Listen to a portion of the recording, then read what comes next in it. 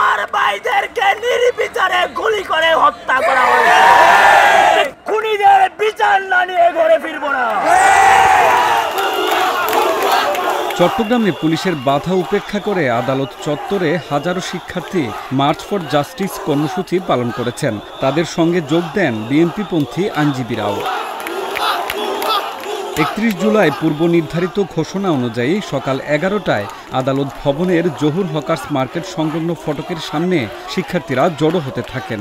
এ সময় ফটকে বিপুল সংখ্যক পুলিশ মোতায়েন করা হয়। এরপর দুপুর 12টায় শিক্ষার্থীরা মিছিল নিয়ে বাংলাদেশ ব্যাংক সংলগ্ন ফটক দিয়ে পুলিশের বাধা অতিক্রম করে আদালত চত্বরে অবস্থান কর্মসূচি পালন করেন। এ সময় আন্দোলনের পক্ষে নানা স্লোগানে চারপাশ মুখর করে তোলেন শিক্ষার্থীরা। এদিকে শিক্ষার্থীদের আন্দোলনের সঙ্গে একাত্মতা ঘোষণা করে বক্তব্য রাখেন চট্টগ্রাম জেলা আইনজীবী সমিতির সাধারণ সম্পাদক মোহাম্মদ আশরাফ হোসেন চৌধুরী রাজ্জাক।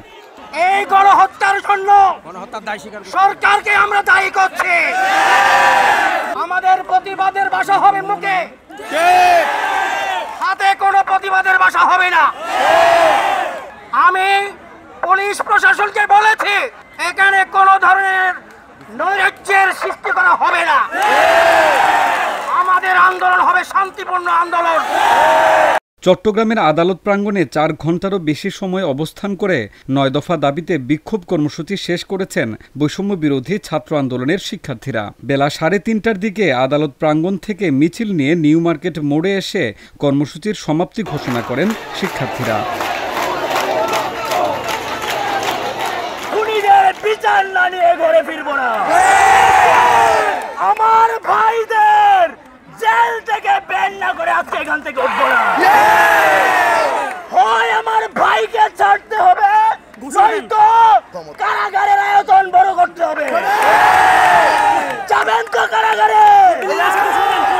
সারা বাংলাদেশ জেগে গেছে। আজকে আপনারা দেখেছেন বাংলাদেশের প্রত্যেকটা জায়গায় আইনজীবী, শিক্ষক, শিল্পী সহ সকল সমাজ, সকল শ্রেণী পেশার সর্বস্তরের মানুষ তাদের সন্তানদের বিচার চাইছে।